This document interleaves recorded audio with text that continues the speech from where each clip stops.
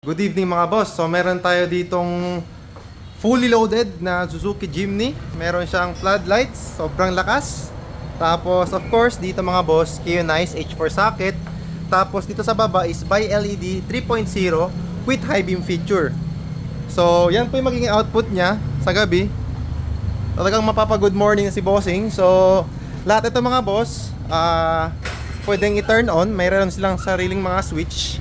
So, let's start with here. So, ito mga boss, ito yung switch ng floodlights ni bossing.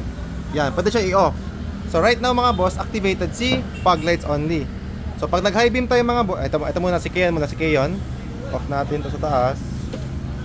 Yan si Keyon, tsaka by LED, parehas naka-low beam. So, pag nag-high beam tayo, sasabay lahat yan. So, you can see mga boss, nag-high beam si headlights, nag-high beam si fog lights, yan. Tsaka si floodlights. Solid na solid mga boss. So ito yung mga switches niya. So pwede niyang i-turn on si violet fog lights niya. Yan. Ito, mataas. So itong setup gusto ni bossing para na-adjust po siya para kapag nasa city driving lang po siya, ang gagamitin niya lang po is ito lang sa low beam ni headlights tsaka low beam ni fog lights para good morning pa rin. At tsaka mga boss, hindi nakakasilaw kasi yung typical height po ng ilaw pag low beam tsaka fog lights dapat po hindi aabot dito. Yan po yung measurement namin dito. So fully loaded mga boss. Pwede po ikabit yan dito kung gusto niyo pa good morning yung gabi nyo. So any cars mga boss, pwede yan. Only at Andres Auto Accessories mga boss. Yan, ito po yung shop natin.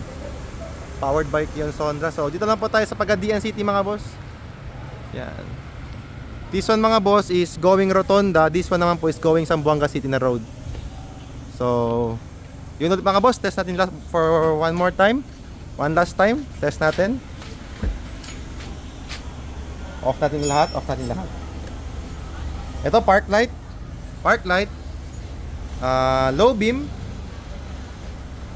Fog lights, tapos floodlights, low beam sa taas, tapos high beam.